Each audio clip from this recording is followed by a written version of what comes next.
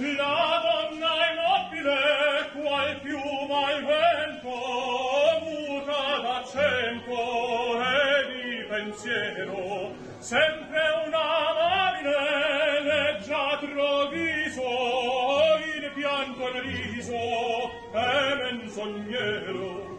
La donna immobile, qual piuma al vento, muta d'accento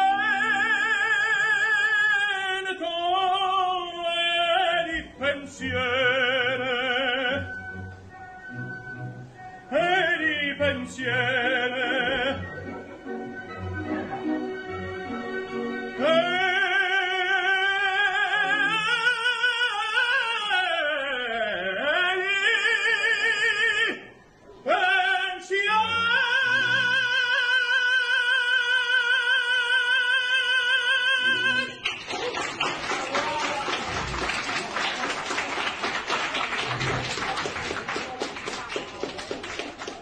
Avertissement. Le studio et Lux Media sont des plateformes de libre expression, sans ligne éditoriale. Les propos des animateurs et des invités sont de nature personnelle, et ne peuvent pas être attribués au studio ou à Lux Media. Bon visionnement.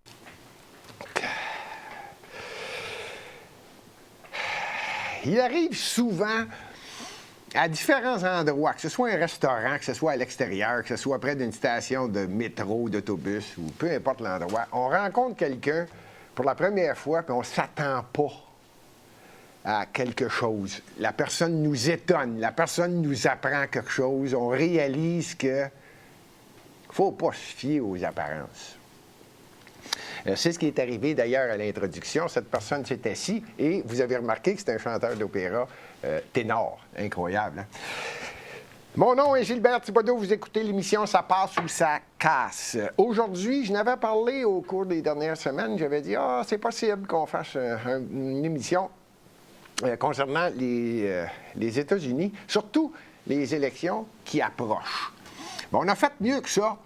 À Lux Media, avec le technicien senior de Lux Media, on s'est permis une petite randonnée et on est descendu dans un État connu et reconnu aux États-Unis comme un État pas nécessairement clé, mais un État important, un État que je pense que la plupart des chefs, pour ne pas dire tous les chefs, font le tour au New Hampshire. Avant d'aller plus loin, je veux tout de suite remercier, je vous le dis, j'étais là la semaine dernière qui était, pour être précis, le 20 avril à peu près, 20, 21, 18, 19, 20, 21, 22, dans ces coins-là. Et je veux remercier encore une fois, je le fais régulièrement parce que je le sais. Moi, j'ai l'impression que le grand blond à chaussures noires, Donald Trump, a énormément de respect pour Lux Media, spécialement moi-même, Gilbert Thibodeau. Il prend la peine, je suis certain qu'il prend la peine de vérifier mes déplacements et il savait que j'étais au New Hampshire jeudi 20 avril au Capitole du New Hampshire, dans la capitale, à Concorde. Il a retardé son voyage une semaine plus tard. Aujourd'hui, le 27 avril, Donald Trump est au New Hampshire pour faire un rallye. J'apprécie énormément quand il fait ça. Il donne le temps aux gens du New Hampshire de digérer qu'ils m'ont rencontré. Et là, une semaine plus tard, Donald Trump va faire un rallye, mais ce ne sera pas à Concorde en passant, ça va être à Manchester. Manchester, qui est la ville un petit peu plus au sud de Concorde, qui est la capitale. Je reviens à Concorde et la visite qu'on a faite. Ça a été vraiment agréable. C'est un État qui m'a étonné, est étonnant, bien tenu, mais surtout, extrêmement démocratique. Moi, c'est vraiment un État extrême démocratique. J'ai eu l'occasion de lire, je me suis permis de lire, et ce que je viens de vous dire est non seulement vrai, J'apprenais, pendant que j'étais là, que je ne sais pas s'il y en a qui se rappellent de Christie. Chris Christie. Lui, il est du New Jersey. C'est un ami du gouverneur Sununu du New Hampshire. Et dans les journaux du Concorde, le Concorde Monitor, il parlait déjà que Chris Christie laissait courir la rumeur que peut-être, alors il y en a un paquet là, qui parle des rumeurs, qui va peut-être être candidat à la présidentielle. Et là, il y a des gens qui disaient, ben là, Chris Christie, il est du New Jersey, puis là, il commence à dire qu'il va faire campagne assez souvent au New Hampshire. Le gouverneur du New Hampshire, Sununu, Chris Sununu, lui aussi, il fait partie de la rumeur qu'il va peut-être être candidat républicain. On est tombé sur la semaine parfaite. Les journaux parlaient évidemment de la campagne électorale. C'est différent du Canada. Là. Ici, au Canada, la vraie campagne, c'est les 40 jours, les 40 derniers jours.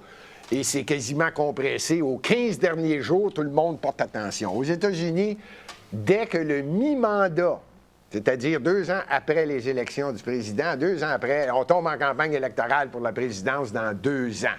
C'est le cas actuellement.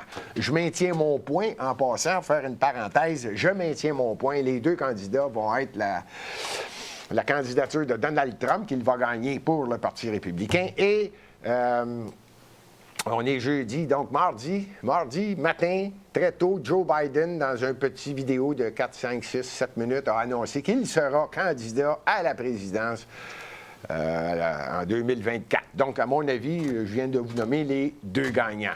Pour ceux qui ont des doutes, moi, je maintiens mon point. Le gouverneur de la Floride va avoir fait ça de son évaluation. Il était au Japon, je pense...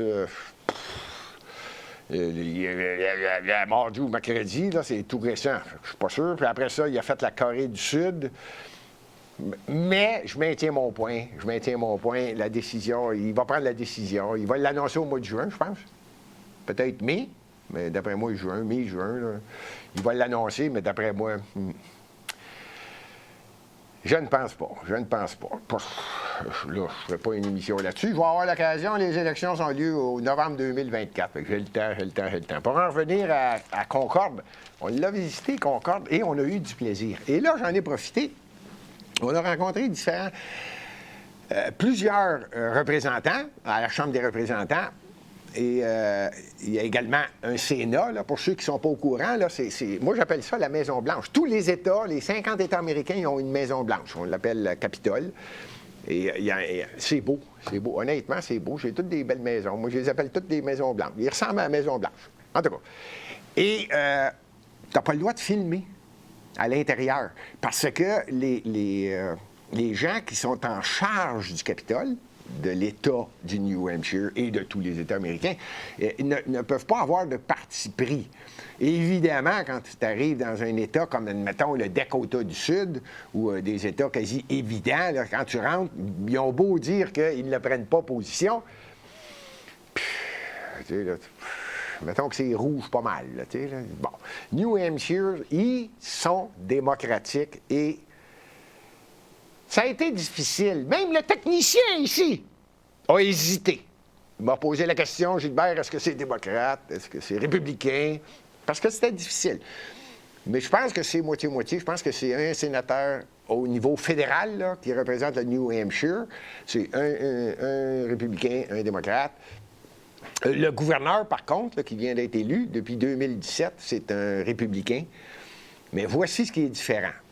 Et pourquoi je tenais à parler du New Hampshire, c'est étonnant. D'ailleurs, c'est le seul État qui est comme je vais vous le décrire. Premièrement, il y a la Chambre des représentants et les sénateurs. Il y a 400 personnes qui sont élues. D'ailleurs, je vais vous le dire tout de suite, là, il n'y a pas beaucoup de nominations au New Hampshire. Tu dois être élu. En partant démocratique, comme ça se peut pas, là. Les 400 représentants, c'est à peu près 1 400 000 personnes au New Hampshire. Il y a 400 représentants au Congrès, là, et 24 sénateurs. Les deux bâtiments sont à part. Par contre, il y a un couloir souterrain entre les bâtisses. En tout cas, c'est pas ça qui est important. Les 400 représentants ont un salaire annuel de 100 $. Ouais. J'ai rencontré quelques représentants. J'ai même rencontré une représentante. En tout cas, c'est elle qui m'a dit, elle dit, oui, Gilbert. Non, elle disait Gilbert, en tout cas. Oui, Gilbert, 100 $ par année. Et on paye de l'impôt dessus. C'est vraiment un État différent. Attendez, je n'ai pas fini. C'est incroyable. 400 élus au Congrès, représentants, 100 $ par année chaque. L'auto n'est pas fournie, évidemment. Ils ont tous un travail à l'extérieur, parce que tu ne vis pas avec 100 $, on s'entend là-dessus. Il faut que tu prennes l'État à cœur en titi pour te présenter, et c'est un fait. Et 24 sénateurs, même chose. 100 $ par année. Il y a seulement que le gouverneur qui, lui, a un salaire, parce qu'il n'a pas le droit de faire d'autre chose. C'est un salaire à temps plein, c'est un travail à temps plein. Fait que le gouverneur, lui, est temps plein, puis son auto est fournie. Tenez-vous bien, ils ne sont pas élus aux 4 ans. Tout ce que je viens de vous dire est vrai. En plus, ils sont élus aux 2 ans. Ça, là, c'est incroyable, là. La Chambre des représentants, les représentants, les 400, c'est aux 2 ans. Les sénateurs, c'est aux 2 ans. Le gouverneur, c'est aux 2 ans. Là, tu dis, sacrifice. Le gouverneur n'a pas le temps de prendre des décisions, là, ou ben non, il les prend vite, puis là, la population s'en fait passer. Voici où la démocratie commence à s'appeler extrême. Le gouverneur est élu, le sénateur est élu, les représentants sont élus. Maintenant, comment est-ce qu'on peut faire en sorte que le gouverneur ne passe pas de lois qui vont s'en aller à la Chambre des représentants, qui, eux, vont l'évaluer, vont faire des addendums, des modifications avant de l'envoyer au Sénat pour être approuvé. Comment est-ce qu'on peut arrêter le gouverneur si la population n'est pas d'accord avec ce que lui est en train de dire? On va passer ça comme loi. Tenez-vous bien. Il y a un comité qui est élu. Sans blague, là. Je suis sérieux. Le gouverneur est élu, les représentants sont élus, je le répète pour être certain que vous comprenez bien, là, tout le monde est élu. Puis il y a 5 personnes, on l'appelle le comité exécutif de vérification, appelez ça comme vous voulez, là, vérificateurs, je ne sais pas, ils sont 5. Eux autres aussi sont élus. Ces 5-là, à tous les 2 ans, le gouverneur ne présente pas ses projets de loi, ses idées de loi et les lois qu'il veut faire passer à la Chambre des représentants. Il donne ça au comité. Les 5 citoyens qui ont été élus, qui font la vérification de ce que le gouverneur Sununu, qui est le gouverneur actuel, Sununu, décide de dire on va passer ça. Bon, bien, les 5, il en prend 3 sur 5 qui disent oui. S'ils disent non, à 4, à 3 contre 2, ou peu importe, là, et bon, c'est un sens ou de l'autre, bien, il refait ses devoirs. Ah, c'est démocratique. Puis là, je ne parle pas du shérif, puis vous le savez, là, ils sont élus, là, c'est tous des élus. Le thème, la phrase clé, si je ne me trompe pas, c'est Stark.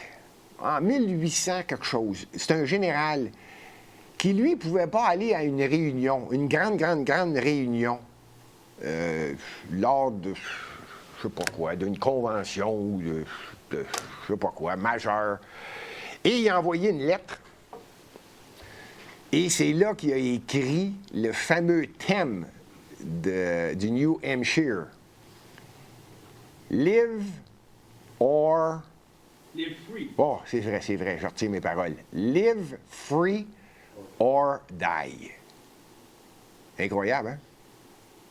Ouais, il avait même rajouté, je pense, après la virgule, là, lui, il avait écrit la mort, ce n'est pas la fin de tout. Oui, là, mais ils ont juste gardé Live free or die. C'est sur toutes les plaques automobiles, c'est aujourd'hui. C'est même sur un grand menhir. Live free or die, c'est reconnu, connu et reconnu à la grandeur des États-Unis. Cet État-là est incroyablement, pour ne pas dire exceptionnellement, c'est beau, c'est un bel État. La ville de Concorde, c'est la capitale. Ça ne veut pas dire que c'est la plus populeuse. Non, je répète, Donald Trump s'en va aujourd'hui. On est le 27, c'est aujourd'hui. Moi, je suis allé la semaine d'avant. Donald Trump, le grand blond, a du respect. Il a attendu que je parte, que les gens arrêtent de parler de moi pour venir faire son rallye. Il faut le faire, là. Il a attendu que moi, je parte. Ah, OK, j'étais avec le technicien. Ah oui, ouais, c'est ça. Le grand blond à chaussures noires, il a dit, c'est qui ton technicien? Quand j'ai nommé son nom, il a dit, non, je vais attendre. Je vais attendre une semaine pour que les gens de New Hampshire se remettent d'avoir rencontré André Pitre. Non, blague à part, on a eu beaucoup de plaisir là. On a été là quelques jours. On a même frappé quelques balles de golf. C'est impressionnant. Je termine presque, mais avant de terminer, j'aimerais ça vous présenter quelqu'un. L'émission a commencé avec un chanteur dans un restaurant où il mangeait une pizza. Et on ne s'attend pas vraiment. C'est qui ce gars-là? L'occasion s'est présentée. Je suis allé au Capitole et j'ai tout simplement salué ce que tu appelles le doorman, la personne en charge. Là, tu rentres-tu pas? C'est lui qui te vérifie. Tu as de l'air de quoi? Tu rentres pas. Là, bon. Et je lui ai demandé si on pouvait filmer. C'est toute beauté. C'est toute beauté à l'intérieur. Tu as tous les drapeaux des moments stratégiques. On n'a pas le droit de filmer. Personne n'a le droit de filmer. Pas compliqué. Tu n'as pas le droit. C'est simple. Fait que j'ai dit au portier, au gardien principal, au shérif, en tout cas, y a-t-il moyen de rencontrer quelqu'un qu'on peut se poser quelques questions? Il dit, ah oui, il y a quelqu'un ici qui travaille à ce qu'on appelle la visite du Capitole. Il y a une personne qui, en fait, c'est un petit comité, 4, 5, 6 personnes, là, qui s'occupent de, quand il y a des écoles, des enfants, des adultes, des organismes bénévoles, qui décident de faire la visite du Capitole. Il dit, vous pouvez aller la rencontrer, elle est là. Oui, je vais y aller la voir. Je vous en dis pas trop. Son nom est Virginia Drew. Elle travaille là depuis une vingtaine d'années ou plus. À mon avis, je vais vous revenir là-dessus. Je vais vous montrer une petite vidéo. J'ai fait une rencontre avec elle, ce qui n'était pas permis de faire. On l'a filmé et en plus, j'ai dit, je vais vous poser des questions. Elle a accepté. Mon Dieu, hein? On était tellement fiers. On écoute la vidéo, je vous reviens après. Nous sommes au New Hampshire, à Concord, la capitale du New Hampshire, au nord de Manchester. Derrière moi, il y a un mur, il y a presque... C'est quasi impossible qu'un politicien ne passe pas dans ce centre pour visiter le Capitole de New Hampshire. Il y a une personne, on a toujours l'impression que c'est le gouverneur qui dirige. Non. La personne qui est en charge de l'endroit où on vient s'informer pour faire des visites au Capitole est avec moi. Son nom, c'est Virginia Drew. How are you? I am well. Hello. Can you say a few things in French? Is it possible? Did you understand what I just said? I actually did understand what you said because my family are French, but most of my French is ne comprends pas, répétez s'il vous plaît, and I can say bonjour. Hey, so you're good. You said you're French. That means you told me your family, grandmother came from Quebec. So you are a Québécoise de source. Hey, that's good. How long have you been working here?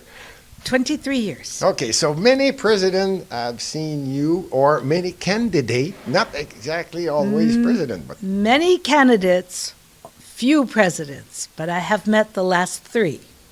The last 3 presidents. But how many candidates? Tens and tens each year come here to the state. Oh. Each election, each election. Every election. Every election. Okay, and this wall represents who came here and they left you things that you can remember them. They left things that we can remember, but we also told them that if you want to be president, you should come here and have a photo with me. Okay, so now,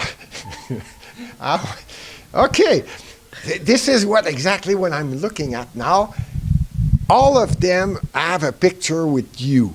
some of them we know them. This is Mr. McCain, Yeah, Senator McCain, Senator McCain. President Trump, Vice President Is it? Pence. This is Trump, the president before the one we have now. You Correct. have now in the Yes. United States. There's President Obama. Oh, Barack Obama. Yeah, and there's Joe Biden, President Obama. Oh, Joe Biden is there. And have you seen the Jeb Bush? Yes, Jeb Bush is Somewhere right I there. saw exactly there. Yeah. So his father. And got you're to be serious president. now. Yeah. You are on every picture. So you met them. I met them all, This and is- each year I ask when they come through to get their photo, and some years I pick someone I think shall win. Okay, one last question, because I know we're close to the lunchtime, but I want the last question. You saw them all almost, I saw them all. and exactly, candidate or few president. You said 3 president. That's right. Yes. And you said in your mind, I said, okay, he's gonna vote. What happened when you decide, okay, When I choose who shall win, when you decide who's gonna win, what So- happened? when I decide someone shall win, they shall lose. Every time I have picked many losers throughout my life here in New Hampshire. You pick for them? Never Every time. If I chose you, it would be bad. Okay, so don't choose me Don't if I choose you. decide to run Yeah. for something. Hey, Yeah. thanks for everything. Thank Thanks. you. It was nice. If you are, je vais le dire en français parce que ceux qui m'écoutent comprennent très bien ce que je vais dire. Je vous le dis tout de suite, venez faire un tour au New Hampshire, spécialement ici, dans le centre de visite rencontrée. Vous viendrez parler du mur avec celle qui, à mon avis, décide de tout ce qui se passe ici. Everything. Merci beaucoup. Merci beaucoup. Bonne fin de journée. Yes.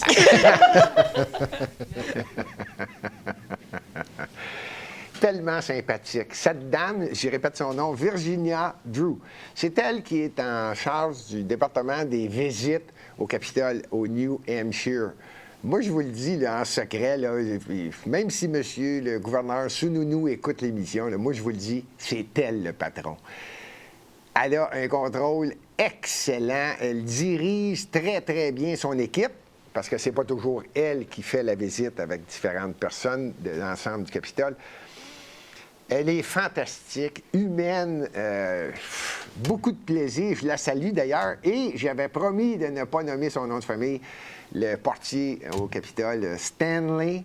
Vraiment sympathique. Stanley nous a aidés à faire la rencontre de différentes personnes. Il m'a donné des indices de toute beauté. En passant, si vous allez au New Hampshire, profitez-en parce que là, on n'a pas fait plus.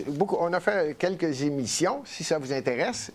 Je crois qu'elles seront déposées à luxmedia.info. On est au-devant du Capitole. On a également filmé. Et il y a plusieurs statues qui créent l'histoire. J'ai parlé de M. Stark tout à l'heure, un des généraux. Mais il y en a d'autres. Il y a Webster, il y a différents. Il y en a un qui a été prisonnier pendant 6 semaines par les Indiens. L'histoire, tout le tour du building, les édifices sont beaux. On est évidemment dans le centre-ville, là, ça vaut la peine de visiter, qui est très propre d'ailleurs. Ça m'a fait plaisir de faire cette petite émission parce que j'ai l'intention d'aller faire le tour, évidemment, probablement les États de la Nouvelle-Angleterre qui sont près du Québec et qui sont très populaires. Entre autres, vous comprenez que ça inclut la Pennsylvanie. On se revoit la semaine prochaine. Salut! Pfiou.